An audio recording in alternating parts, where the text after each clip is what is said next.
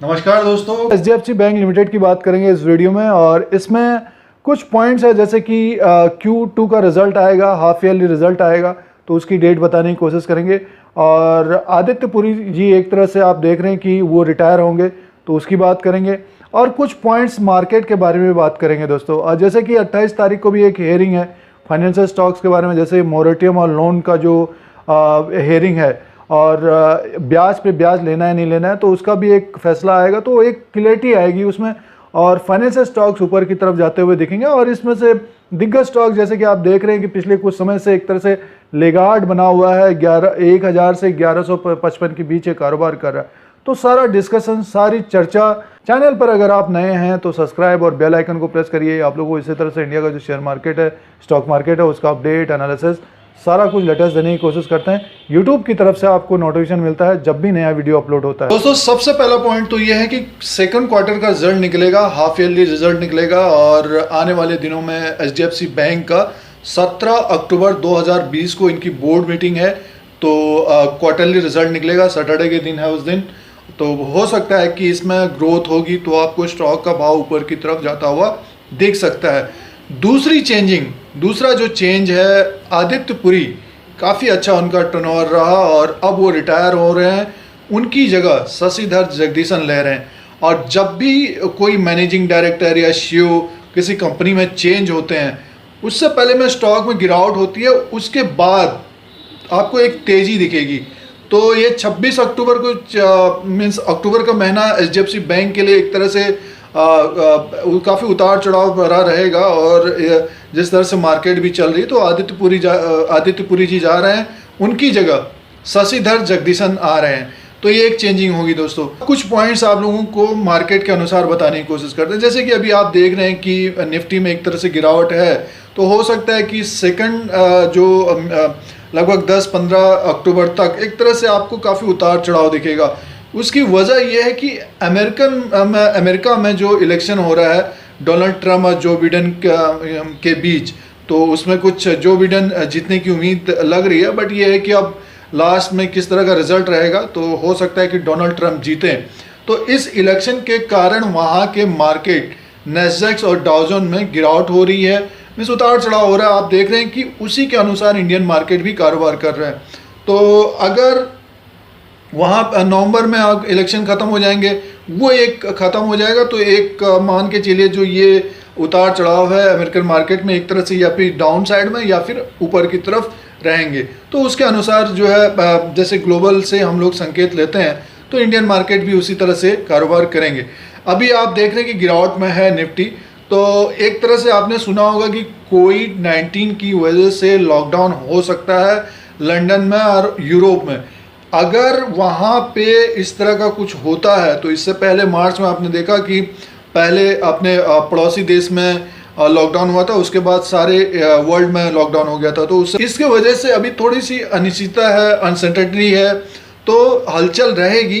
But ये है कि जिस तरह से फाइनेंशियल सेक्टर के स्टॉक्स लगभग 20 से 30% नीचे की तरफ है और निफ्टी जो है अपने हाई के आसपास तक आ गया है, तो आने वाले दिनों में जो ये लेगार्ड सेक्टर बने हुए हैं, तो अगर वैक्सीन आती है, जैसे लोग बता रहे हैं कि वैक्सीन आ जाएगी तो बहुत तेज़ मार्केट हो जाएगी, तो दोस्तों इसमें ये पॉइंट है, आप लोगों को ये बहुत कम जगह देखने को मिलेगा, सुनने को मिलेगा। क्योंकि जब वैक्सीन आएगी तो जो सेक्टर के शेयर बढ़ रहे हैं उनमें गिरावट आ सकती है और जो सेक्टर के शेयर एक तरह से लगार्ड हैं तो वो बढ़ेंगे। जैसे फाइनेंशियल स्टॉक नहीं बढ़े हैं तो वो बढ़ेंगे। ट्रेडिंग हो रही है, एक तरह से आप देख रहे हैं कि फाइनेंशियल स्टॉक्स में ट्रेडिंग हो रही है, वो शेयर आपको बहुत तेज़ी से ऊपर की तरफ जाते हुए दिखेंगे।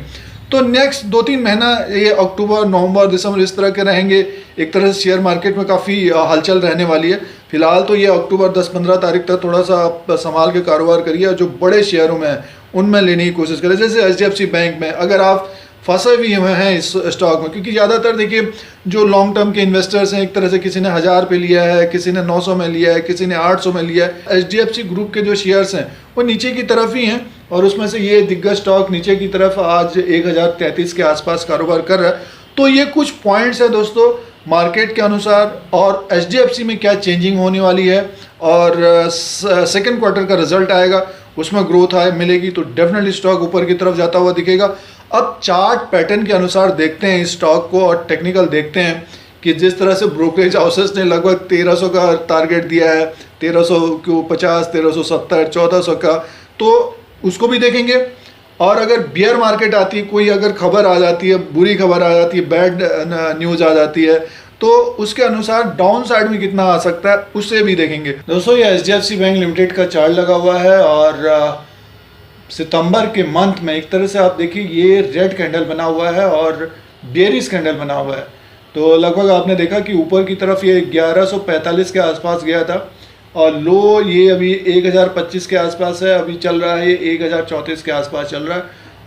ओपन हुआ है 1126 के आसपास, यानी मीन्स आप देखिए ऊपर की तरफ था, ऊपर की तरफ खुला था, ऊपर की तरफ हाई किया था और अभी लगभग 1034 के आसपास कारोबार कर रहा है। तो एक बेयरिश कैंडल है दोस्तों ये। अब आगे आने वाले दिनों में जैसे कि रिजल्ट आ रहा है और सीईओ भी चेंज होंगे, तो उसके अनुसार हम देखते हैं, चार्ट के अनुसार अगर हम देखते हैं, देखिए जैसे कि ये अभी 1035 के आसपास है ये, तो ऊपर का हम देखते हैं पिछले कुछ समय से लगभग 1070 और 1080 के आसपास इसको हडल मिल रहा है।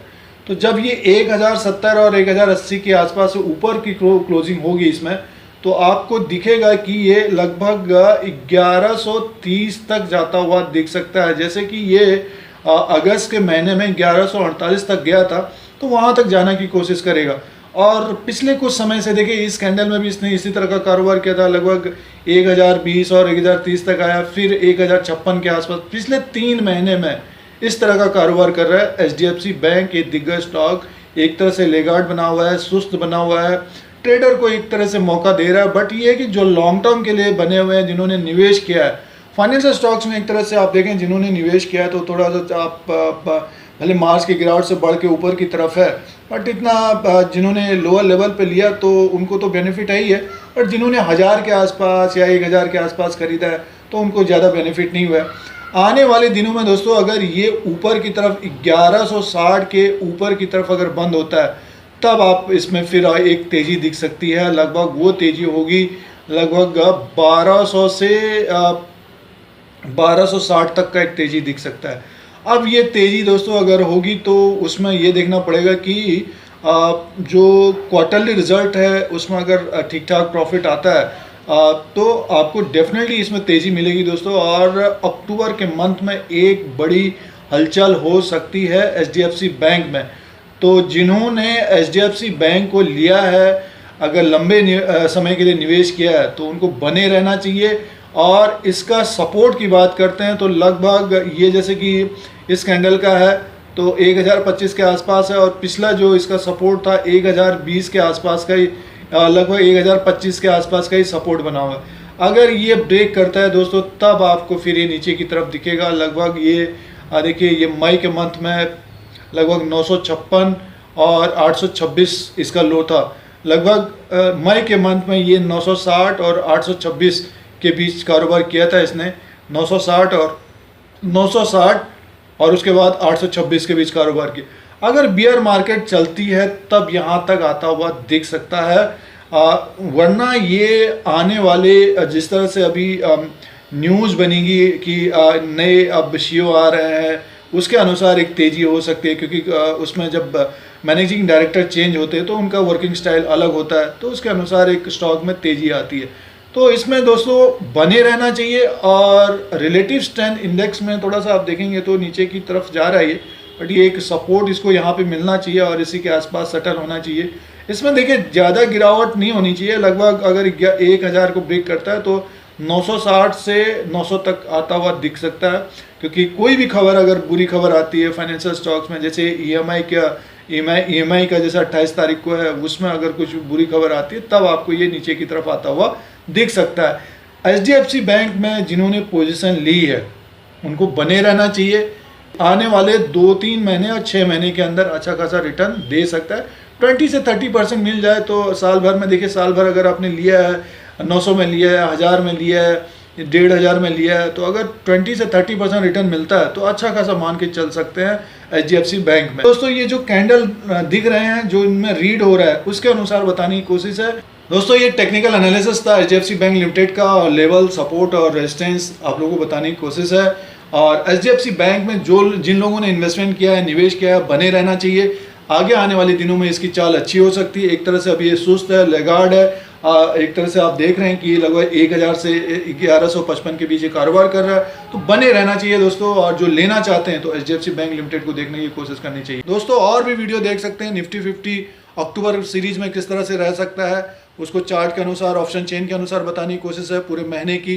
और HUL का वीडियो पोस्ट किया है, SBI का किया है, और इसी ग्रुप में HDFC AMC का किया है, और काफ़ी IPO जो आ रहे हैं उनके बारे में बताने की कोशिश है दोस्तों। और भी वीडियो देख सकते हैं अगर आप शेयर बाजार में कारोबार करते हैं। उसके लिए करना कुछ नहीं है, सब्सक्राइब और बेल आइकन को प्रेस करिए। आप लोगों को इसी तरह से इंडिया का जो शेयर मार्केट है, स्टॉक मार्केट है, उसका अपडेट, एनालिसिस सारा कुछ लेटेस्ट देने की कोशिश करते हैं। यूट्यूब की तरफ से आपको नोटिफिकेशन मिलता है जब भी नया वीडियो अपलोड होगा। फिर कोई नया वीडियो लेके आएंगे। आज के लिए इतना ही, धन्यवाद।